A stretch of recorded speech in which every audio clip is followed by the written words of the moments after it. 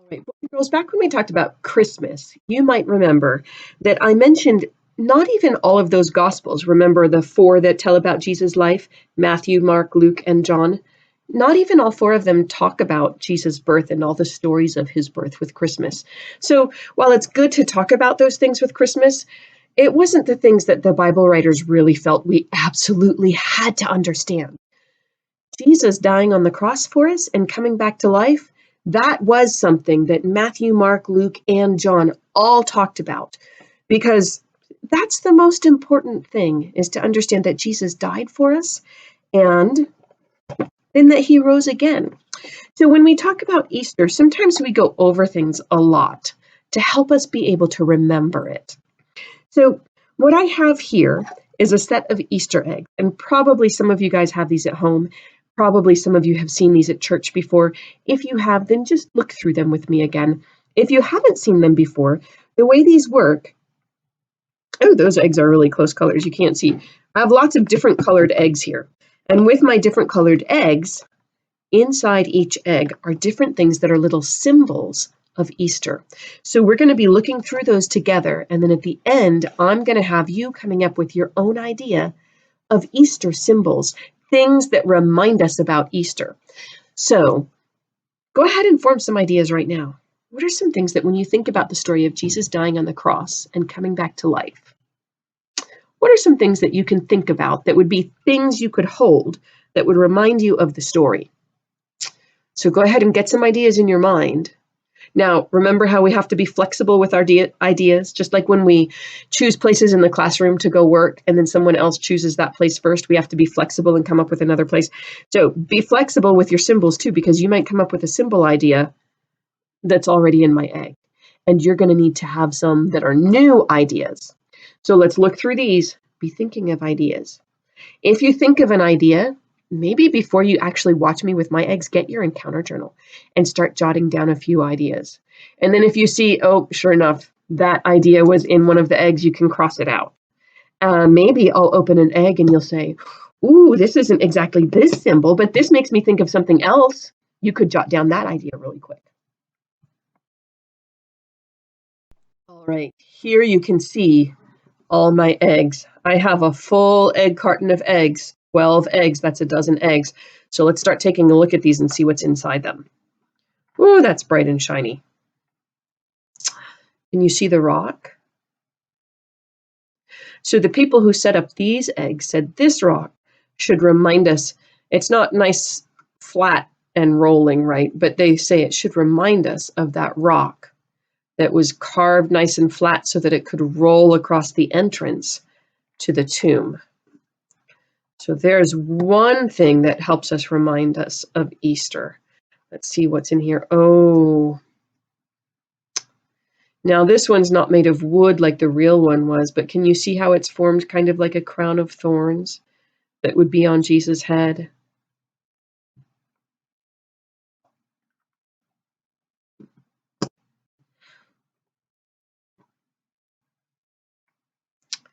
Here's the cup. Do you remember the Last Supper where Jesus said, here's the cup that represents my blood. Drink this in remembrance of me. Now, boys and girls, that might give you some ideas of some other things that could be symbols of Easter. Because at that Last Supper, the cup wasn't the only thing that they did. So if you have an idea and you have your encounter journal, put it down right now. Maybe do a quick drawing, put some letters next to it to remind you what it is. Because maybe those other things aren't here in our eggs. Now this might be hard to see. It's a little strip of leather. Do you remember that they whipped Jesus 39 times, 39 whips? If you were going to sentence someone to die from whipping, you'd hit them 40 times. But Jesus was sentenced to 39, which was the most they could give him without saying, oh, yes, we're going to kill him by whipping. So this little piece of leather is there to remind us of the whipping that he took.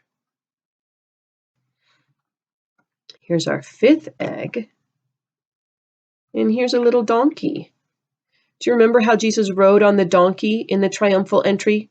when he came in and people were waving palm branches. You could jot that idea down real quick. Maybe draw a little line to be the center of the palm branch and some little branches coming off the side. That could be a symbol if it's not in one of our other eggs. Do you remember that triumphal entry? And at the end of it, Jesus stopped and he looked down over Jerusalem crying because he'd wanted to protect them and they wouldn't let him. All right. What's in here? So this looks like a cross, but also if you look at it really carefully, can you see there's a little line diagonal across here?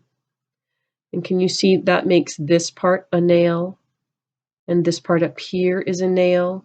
And now this long part down here is a nail to remind us of the nails that held Jesus to the cross. Here's our 7th egg. The story. Judas was paid 30 pieces of silver to betray Jesus. So if you pretend each of these is 10, then you have 10, 20, 30 pieces of silver. Now at the end, we know Judas was sorry about it. He tried to give the money back and have them give him Jesus, but they wouldn't agree to that.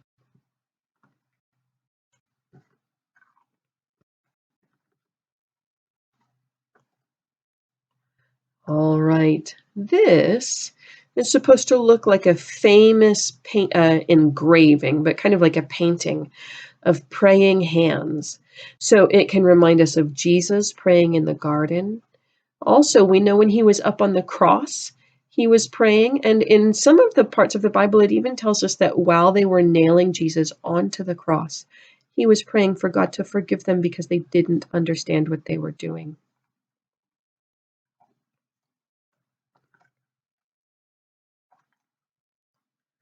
So, boys and girls, this part of the story, again, is one that you may not know depending on which versions of the stories you've heard. At the end, when they were pretty sure Jesus was dead, they wanted to make sure he was dead before they took him off the cross. And we've talked about how blood is made up of lots of different things mixed in the blood along with some water. Well, when you die, your heart stops beating and your blood stays still. And the water part separates out from some of the other things in the blood. So sometimes when someone has died, if you poke the right spot in their body, you get a whole bunch of blood all coming out at once, and the blood's been kind of sitting there. So it's sort of separated. And so the Roman soldiers, they knew which spot in Jesus' body to poke. Now, he was already dead, so this part didn't hurt him at all. They poked into it, and because he'd been dead long enough, the blood had started to separate. And what came out when they took the spear out was the red parts of the blood and also the watery part of the blood separate. And they knew, because they'd studied bodies enough to know this. They knew that when they saw the blood part come out and the water part come out separately, that told them, yep, he is for sure dead, and he's been dead for a while.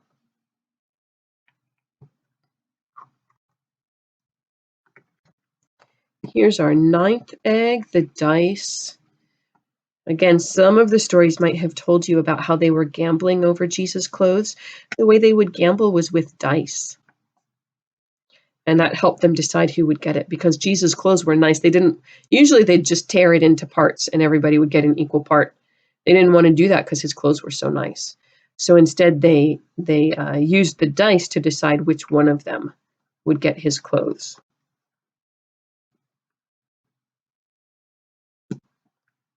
This one here, remember back then when people died, they didn't put them in coffins because they didn't have that much wood. So instead they would get a cloth and they would lay the person in it and wrap them up with the cloth. And we've talked about before about how they wanted it to be kind of nice. So often what they would do, and they didn't do this with Jesus because they were trying to hurry up and get him buried before Sabbath, they would lay the person on there and sprinkle on some spices and wrap up a layer of cloth and sprinkle on some spices and wrap up another layer of cloth and sprinkle on some spices. Just, it felt like it was nicer. They knew when your body started to, turn into dirt, it didn't always smell very good. So that would make it nicer.